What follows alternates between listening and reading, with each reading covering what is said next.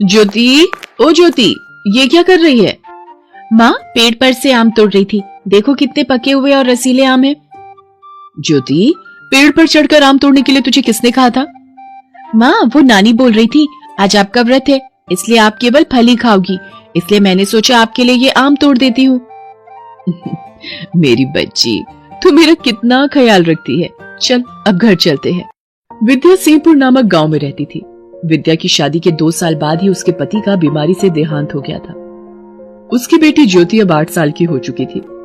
विद्या के पिता रामकिशन की इच्छा थी कि विद्या दूसरी शादी कर ले, इसलिए विद्या की मौसी शांता एक रिश्ता लेकर आई थी। दीदी, तुमने ठीक से जांच पड़ताल तो कर ली ना? अरे लक्ष्मी, तू चिंता मत कर, मैंने लड़का देख रखा है। सूरज नाम है, 3 साल पहले तलाक हो गया था। एक बेटा है 6 साल का। फलों की दुकान है सूरज की। बस मंदिर में फेरे करवा कर भेज दे विद्या को। तुम सही कह रही हो दीदी, उम्र और वक्त का क्या भरोसा, कब बुलावा आ जाए। माँ, ऐसी बातें मुंह से मत निकालो। मैं अभी भी कह रही हूँ मैं आप सबके साथ खुश हूँ। नहीं विद्या, अपने ना सही ज्योति के बारे में तो सोच, वो भी छोटी है। तो ठीक है, अगले हफ्ते की शादी की बात पक्की कर देती हूँ। ज्योति के भविष्य के लिए विद्या दूसरी शादी के लिए हाँ कर देती है। विद्या ससुराल आ जाती है, पर उसकी ससुराल का तो पूरा वातावरण ही बदला हुआ था। ज्योति, ये तुम्हारी दादी जी हैं, नमस्ते करो। नमस्ते दादी माँ। दूर हट, मेरा धर्म भ्रष्ट कर दिया। मुझे दादी बुलाने की कोई जरूरत नहीं है। मैं सिर्फ अपने गट्टू बेटे की दादी हूँ। पता नहीं सूरज को दूसरी शादी करने की क्या पड़ी थी।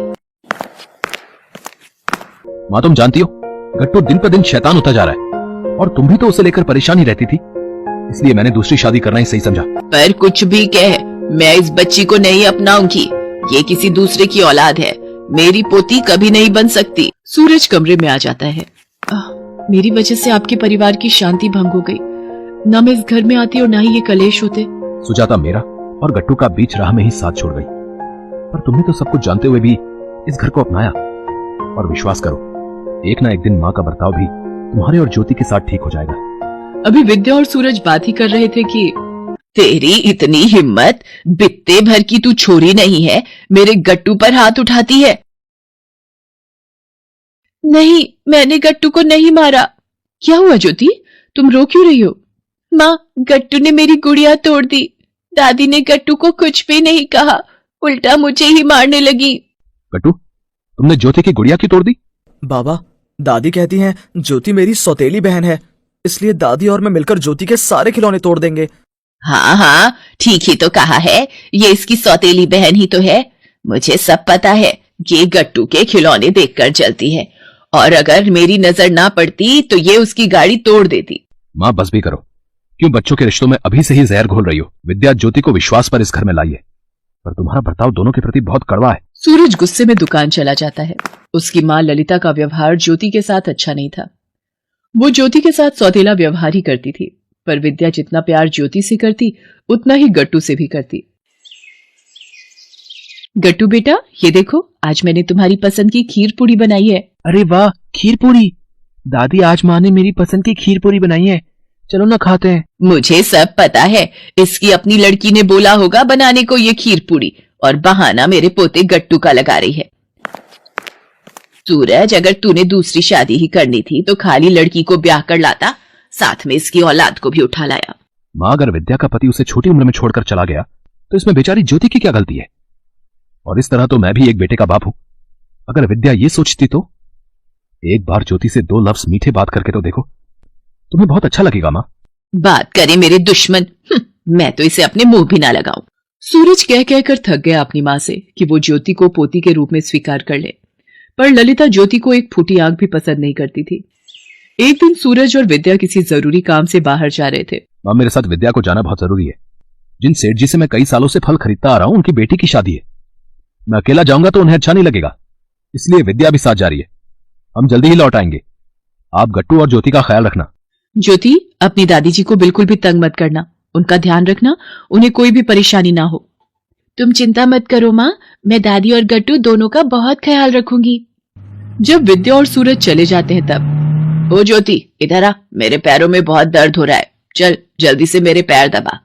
सारा दिन इधर उधर भागती रहती है। दादी बहुत भूख लगी है, मुझे समोसा खाना है। ओले मेरे लाल गोपाल को समोसा खाना है, रुक मैं अभी मंगवाती हूँ। ओ ज्योति, जा बड़ी सड़क पर जो हलवाई की दुकान है उससे समोसे खरीद ला। ठीक है दादी, अभी लाती हूँ। ज्योति समोसे लेने हलवाई की दुकान पर चली जाती है। तभी पीछे से दो बदमाश घर में घुस आते हैं। कौन हो तुम लोग और ऐसे कैसे घर में घुस आए हो? ओ बुढ़िया, चुपचाप खड़ी रहे, नहीं तो तुझे गोली से उड़ा देंगे। घर में जितना भी कैश और जेवर है सब लेकर आ बुढ़िया। मेरी दादी को छोड़ दो। भाई तो इस बुढ़िया को संभाल, मैं इस छुटके को पकड़ता हूँ। बे। तभी ज्योति समोसे लेकर जैसे ही घर पहुंचती है, दरवाजा बंद होता है। ज्योति अभी खटखटाने ही लगती है कि तभी उसे बदमाश की आवाज सुनाई देती है। वो बंद दरवाजे में से झांकने लगती है और गुंडों को देखकर घबरा जाती है। ये क्या? ये तो हमारे घर में गुंडे आ गए हैं। अब क्या करूं? इन्होंने तो दादी और गट्टू को पकड़ा हुआ है। मुझे किसी को सहायता के लिए बुलाना होगा। ज्योति सड़क पर सहायता के लिए जाती है, पर उसे आसपास कोई नहीं दिखता। तभी ये सामने तो पुलिस अंकल की गाड़ी है। अंकल, हमारे घर में कुछ गुंडे घुस आए हैं और मेरी दादी और भाई को पकड़ कर रखा हुआ है। मेरी मदद करो। अरे घबराओ नहीं बेटा, मैं अभी तुम्हारे साथ चलता हूँ। किधर है वो? इंस्पेक्टर अपनी टीम को लेकर ज्योति के साथ घर पहुंचते हैं। दोनों गुंडों ने ललिता और गट्टू को रस्सी से बांध रखा था। अरे ये पुलिस कैसे आ गई यहाँ पर है? अरे पकड़ लो इन दोनों बदमाशों को। इंस्पेक्टर साहब, आपका बहुत बहुत शुक्रिया, आपने हमें समय पर बचा लिया। अरे माता जी, आपको बचाने वाली तो ये छोटी सी बच्ची है। आपकी पोती बहुत साहसी है, ये हमें वक्त पर यहाँ लेकर आई है, समझिए आप। अरे ले चलो रे इन बदमाशों को। धन्यवाद इंस्पेक्टर साहब, आप लोग हैं तो हम सुरक्षित हैं, ये तो हमारा कर्तव्य है जी। विद्या, मुझे माफ कर दो। मैंने विद्या और ज्योति को अपने घर का कभी नहीं माना, पर आज ज्योति ने ही मेरी और गट्टू की जान बचाई है। तुमने ये शादी करके सही फैसला लिया, गलत मैं ही थी। मैं अपनी पोती से सौतेला व्यवहार कर रही थी।